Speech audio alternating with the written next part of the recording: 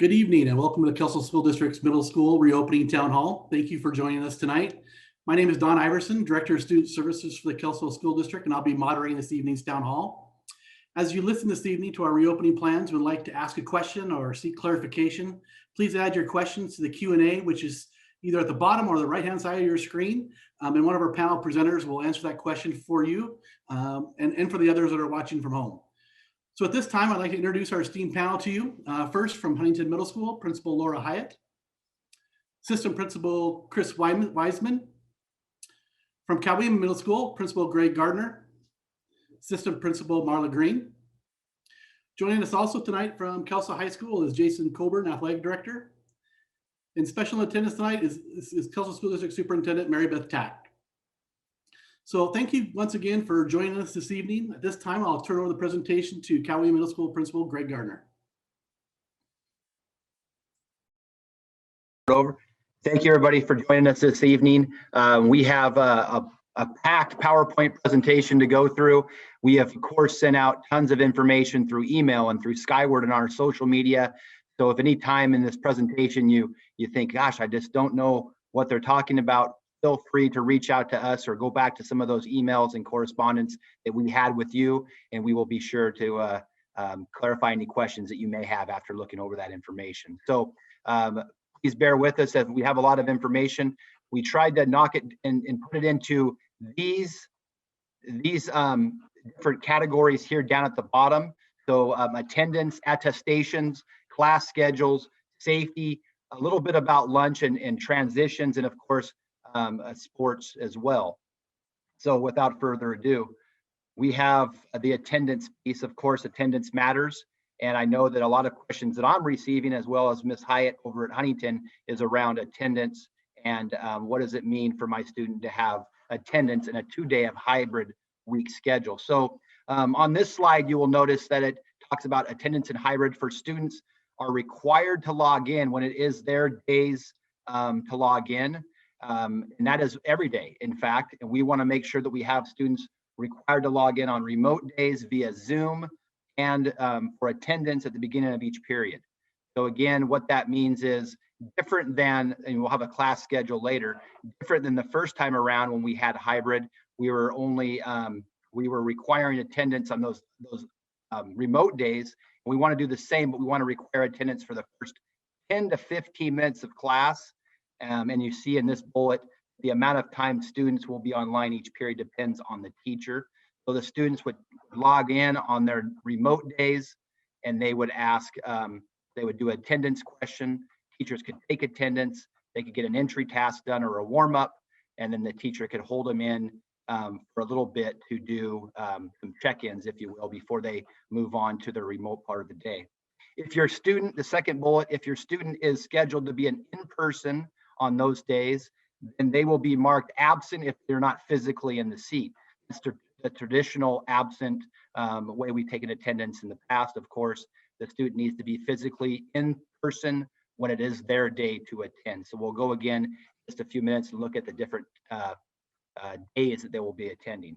Wednesday, we'll still have a question of the day for each period. Students will need to log on to Google Classroom to answer this question. And that is each period, and that is their attendance for that day. An optional, and we'll talk about when we see the schedule again, that Wednesday is an optional support day as it was in the past. The next slide are the days and the times.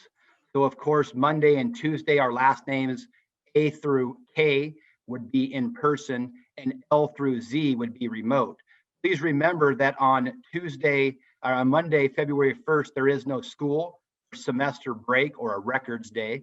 And so school will begin on February 2nd. So that will be the first day that the A through K group would come in person, okay? And then the next bullet is talking about Wednesdays.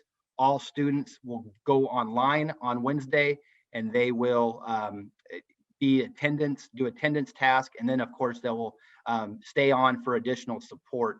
That's something that's working quite well for both our schools. When kids need extra support, they have an opportunity to gauge themselves in their learning and then zoom into those supports where teachers are standing by to help their students.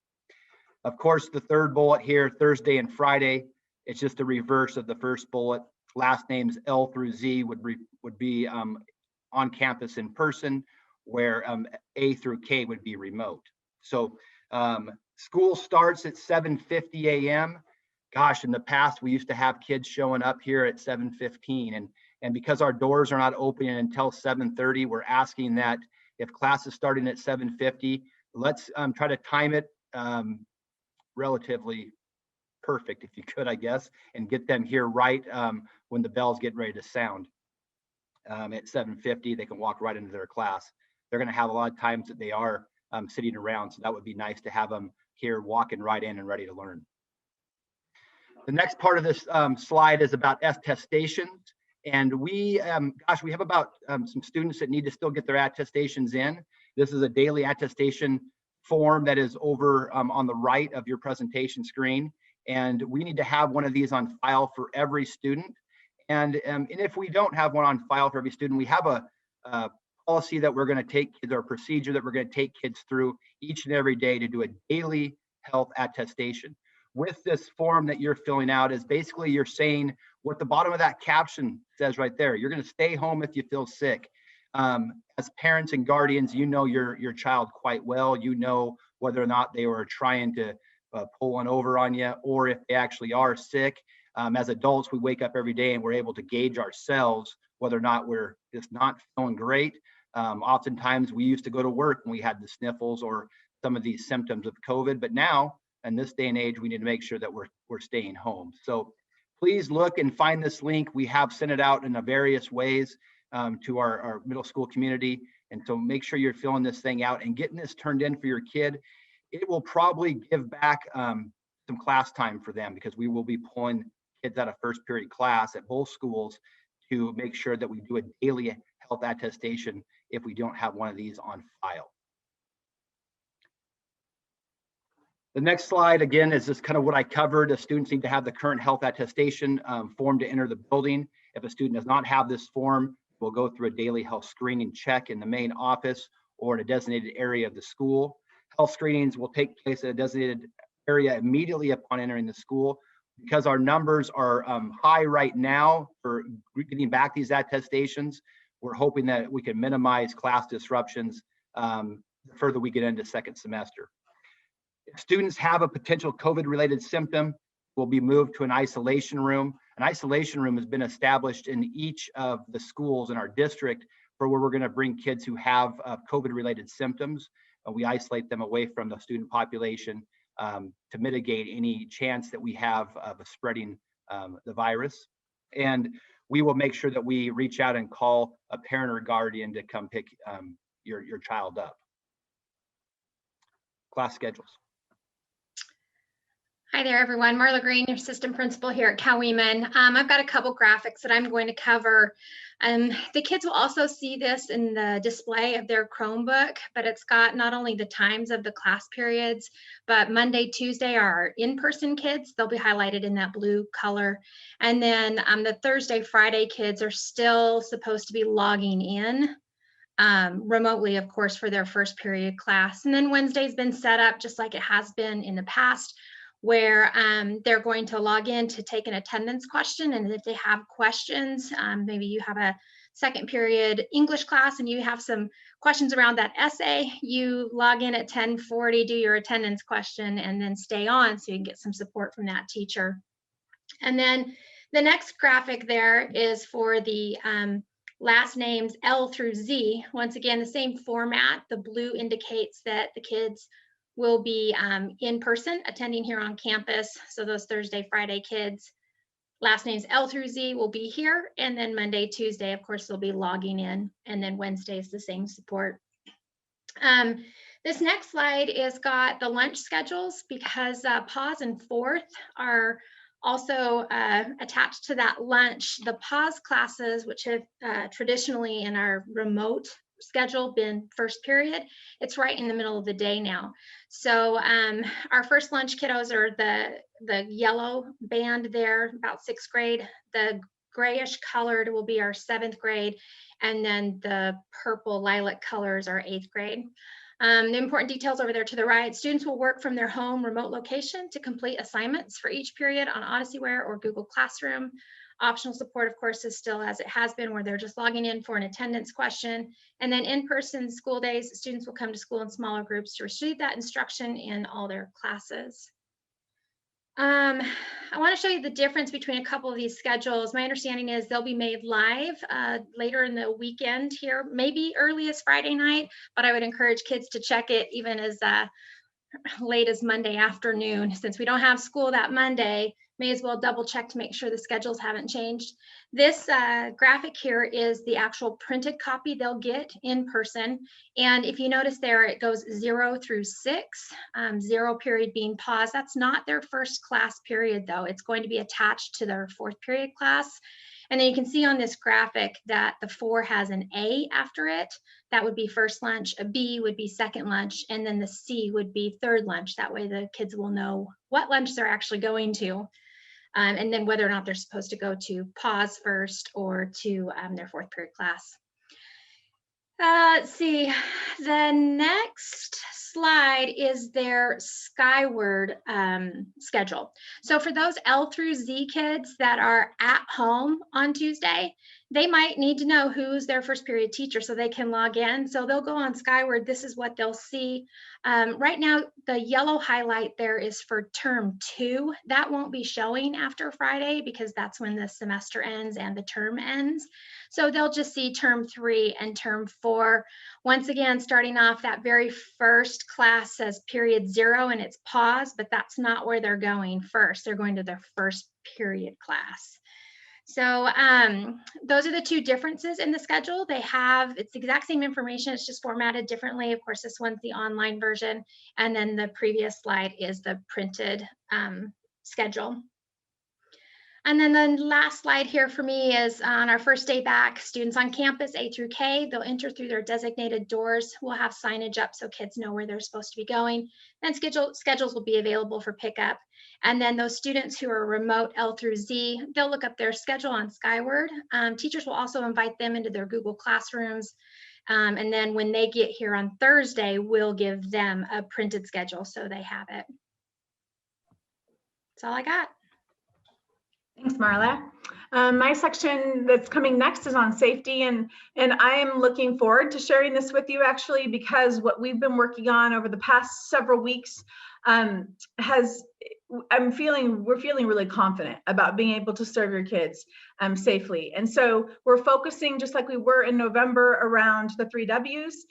We know that if we wear masks over our nose and down to over the mouth and down to the chin properly, and if we are spread at least 6 feet apart, and if we sanitize and wash our hands regularly, that we really reduce the risk of any transmission of COVID. So this is all over the school, plastered all over the schools, and it's taught in pause lessons, and it's reinforced in the routines that we have throughout the entire day. Mask reminders are really important, and we want to be upfront that these are the things that are taught to our students. So masks are required for all people on campus, both inside and outside. So even when you're in the bus lane, or you're waiting to get on a bus, or you're coming in to check into the school, masks need to be on for extra safety. Bring a second mask. This is a little tip that we learned in November. We do have additional masks ready to go if a student loses one, drops one. I mean, we get that. They're carrying a lot of things. So we're ready to help, but if you have a second mask for your child, please go ahead and throw it in their backpack. That would be helpful. Students will be taught, reminded, retaught, redirected on the proper use of masks. So we know that these are middle school students, and we know that they can achieve this standard, but we also know we'll be there to support them through it. Parents will be contacted for non-compliance. So if we have an issue where it's not just a forgetting to do the mask, but it's a refusal to do the mask, that is actually, in this case, a violation of health department requirements. So we'll be contacting you so you can partner with us in resolving that situation, or they'll go home so that we can follow health department protocol. Organized mask breaks will be given when needed. So we have a protocol for how to do that in an outdoor space. It's very structured. Kids are facing the same direction. They're very, very far apart when they do that, much farther than 6 feet. And it just is a few times throughout the day that we are able to do that, so that kids can get a deep breath. And that's worked well in the past as well. Cleaning, classroom cleaning and distancing protocols are in place throughout our buildings. So student desks are cleaned between each class period and again after each school day, in addition to the regular classroom cleaning. In classrooms, students are distanced 6 feet minimum. So that's very important. We've spent a lot of time measuring and remeasuring. So the closest your student would be is 6 feet, but in many cases more than that. Where possible, seats are altered at tables from period to period to allow for additional space and distancing. And seating charts are required in all spaces, including the classrooms, cafeteria, other spaces where students might be gathering. And this allows us to have that information ready for contact tracing if needed. So we know where your students are at all times, and we feel good about them being safer because of that. Another really important detail to this is that classes are capped at 15 students per class. So this ensures that we can meet all those requirements, those 6 feet minimum requirements, and it helps us know that we can also have good supervision. When we only have 15 kids, we can have good supervision around their compliance with the masks and the sanitizing, all those pieces. Restrooms.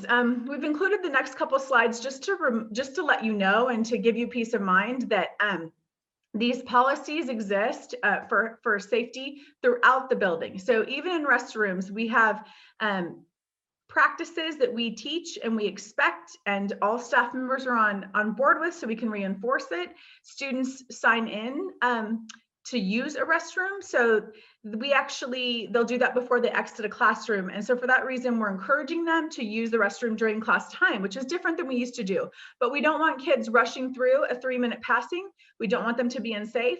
And we want to be able to monitor who's in those spaces. And so in order to do that, they'll go to the bathroom during classroom time by signing out. They can go in one student at a time to be out of the classroom. And then once they get there, it's a 2-person occupancy limit. So if there's already 2 students in our bathroom areas, then there are designated hallway markers for them to stand outside. And then they go in when 1 person comes out. We also have hand sanitizing stations that are right there next to those waiting spaces. So we ask them to sanitize prior to entering and touching that handle to go into the door. And then they wash their hands after they're done, but then they also sanitize again as they're exiting, just because we know there's a lot of touch points there. And so we want to be overcautious when it comes to that.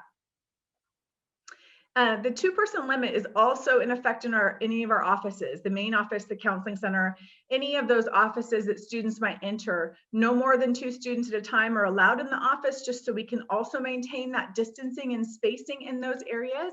And we do have designated markers in the hallways outside of those rooms so that students can wait right there if the 2-person limit has already been achieved. Then we have a few more little details here. This is one slide that seems really full, but I think it's kind of the wrap up for my section that lets you know some of those details that you might have been wondering and actually even may have asked in the question and answer on our webinar here. So school doors do open at 7:30. Students who walk or are dropped off should plan to get there around 7:40. Mr. Gardner mentioned that earlier. So 7:40 to 7:45 is the perfect window for students being able to come in and have enough time to get to class. Breakfast is served in a grab and go format. So if your student does eat breakfast at school, they'll go right through the cafeteria, grab their breakfast, and head right to their first period classroom where they'll be in an assigned location that they can safely remove that mask and have their breakfast and then put it back on. Please look for signs and encourage your student to look for signs that'll be displayed in and outside of the school with directions on entering and movement. We have tape on the hallways. I mean, we have all sorts of things that'll help students know where to go visually, in addition to lots of staff that are there to help along the way. Updated bus times for hybrid bus times are available on the website. So we've put a link here for you, but you can also find it on the Kelso School District Transportation website, and it's called Hybrid Bus Times. And it'll let you know most routes are running a little bit later than they did before COVID. So go ahead and check that out just to make sure that you know when your student will be picked up. Procedures have been communicated with students around movement out in those hallways. So we teach them to walk straight to their class, to stick to the right side of the hallway, to maintain that 6-foot distance, and to be in continuous motion. So this is especially fun to watch middle schoolers try to like remember, oh gosh, I'm not going to stop and talk, or I'm not going to high five here, I'm not going to fist bump, or whatever it is. But they did a great job with it in November, a really good job with it in November. And we know that they'll do the same thing when they come back this time around too. Lockers aren't going to be issued so that we have one less contact point or possible kind of stopping point for kids. And so students will have backpacks and their possessions on them all day long. They will also have, like I mentioned earlier, assigned seats and common spaces. And one more thing you could help us with is giving your child a water bottle, a resealable water bottle that they could bring. We don't have our water fountains turned on. We have filling stations so that it's less contact with surfaces. And so if they could bring a water bottle labeled with their name, that would be perfect. PE will not dress down. We aren't going to use our locker rooms for any of that. So they won't need to worry about that. And in response to one of the Q&A questions that was asked, if your student filled out the attestation form in November, if they were one that got in with that early group, it's still good now. If you know you did that, you don't need to worry about that, about redoing that again at this point. We will ask for it later. So now I'm going to put my mask on and I'm going to switch out with Mr. Wiseman to talk about sports because we had a little technical difficulty with our technology. So I'm going to do that, and Mr. Wiseman will be with you in a moment.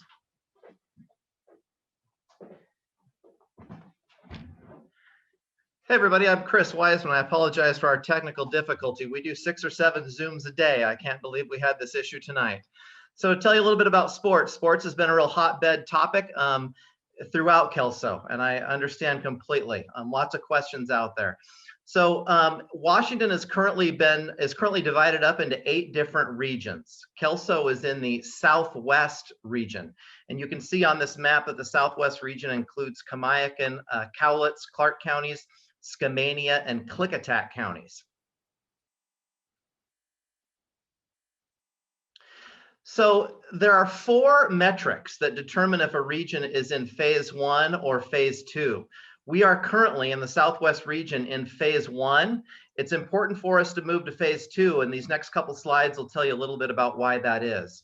The 4 metrics that'll determine if we get to move to phase 2 or what phase we're currently in is a decreasing trend of COVID cases per 100,000, a decreasing trend in new COVID cases, hospital admissions, ICU occupancy of less than 100%, and COVID test positivity rate of less than 10%.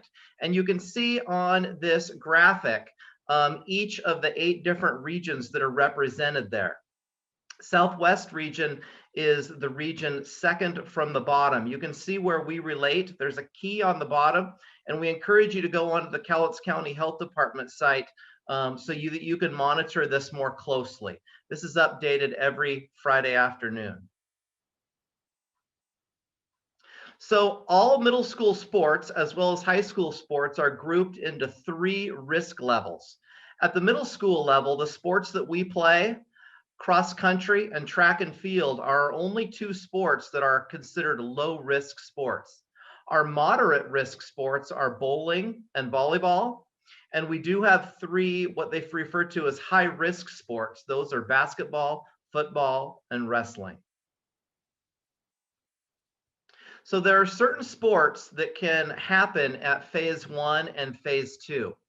At phase 1, those are the low risk outdoor sports that can take place. At the middle school level for Huntington and Coweeman, those are cross country and track and field. As long as we stay in phase 1, those are the only 2 sports that we can currently do. We will have cross country starting on February 2nd. We've already had a significant number of students who have turned in paperwork.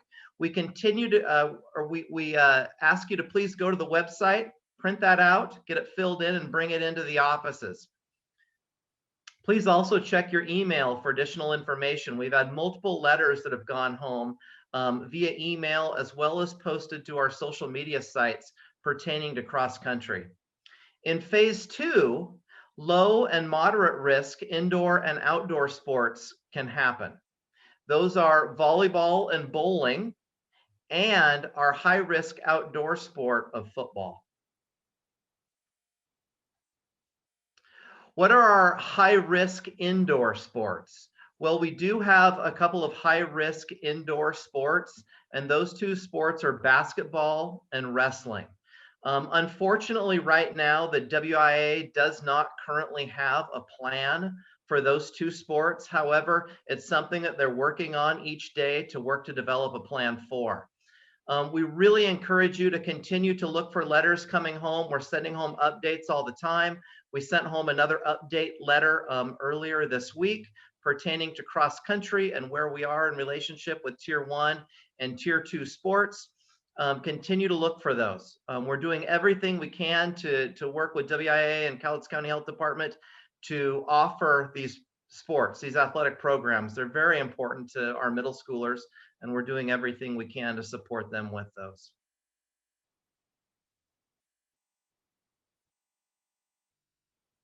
Other important details, when we do start, students will have to wear masks at all times, even during competition. So our cross-country runners will be out running and they'll have their masks on the entire time. Each participating athlete would be allowed 2 spectators. So if we get to a place where we're able to do athletics here at school that are spectator programs, each student would be able to have 2 spectators. Social distancing, of course, would be emphasized as much as possible. Constant hand washing and sanitization would be an emphasis, just like it is during the school day. And all students planning to participate in any sport should get their physical as soon as possible. We've already had several students who have gone in to get their physicals, because if we do move to Tier 2 and we're able to offer more programs, more sports, we'll have many, many students that are in to get their physicals. So getting an appointment might be difficult.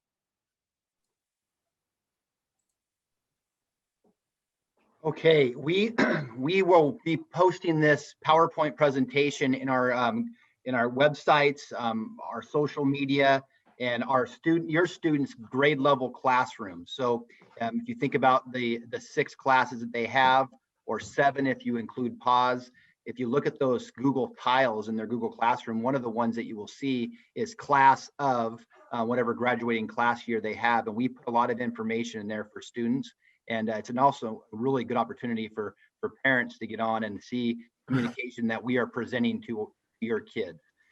We have presented a lot of information in approximately 1/2 an hour. So I would encourage you that if you have any questions about some of the information that we covered today, is to do not hesitate to call our main offices. And we listed those numbers here. And I had a parent today even say, I feel so bad, I've asked you 5 questions in the last 5 school days. Please do not feel bad. We know we live this work right now. We are in this work day in and day out. In fact, we even had to change some of our wording because we wanted to make it more parent friendly. So we want to make sure that we are answering every question, and we are very excited to have your students back into our schools. And so if you have any questions regarding anything that comes up, or maybe it's something you think about the minute you log off of this presentation tonight, please do not hesitate to call, and we will make sure that if we don't know the answer, we will guarantee to find it for you. So thank you so much. I want to make sure I turn this back over to Director Don Iverson real quick, just to make sure that we were keeping up on your questions and we are able to answer and clarify any questions or comments that you had. So, hey, Greg, yeah. Before Don gets going, can I clarify something real quick back to sports? Yep. In terms of spectators, as long as we're in phase 1, we can't have any spectators. So our cross country families won't be able to come watch their student athletes run cross country until we reach phase 2. So if during that season, we reach phase 2, that will change. So I just want to make sure everybody's aware that in order to have spectators, we'll have to reach phase 2. And I'm Jason Cobra. I'm athletic director at Kelso High School, by the way. So Thank you, Mr. Coburn. Thanks to all of our panelists, and that concludes this evening's town hall. Thank you all for joining us this evening, and special thanks to our middle school administrators and our staffs who've been working tirelessly over the last several months to get ready for this big day next week. I know that they're all excited and they can't wait to see the kids roaming the halls again soon. So we'll keep the question and answer box open for another minute or so, just to make sure there aren't any lingering questions. If you have any questions after this evening, if it pops up tomorrow, feel free to call one of the schools and we'll get back to you right away. So thank you once again. Have a great evening and be well. Thank you, everybody.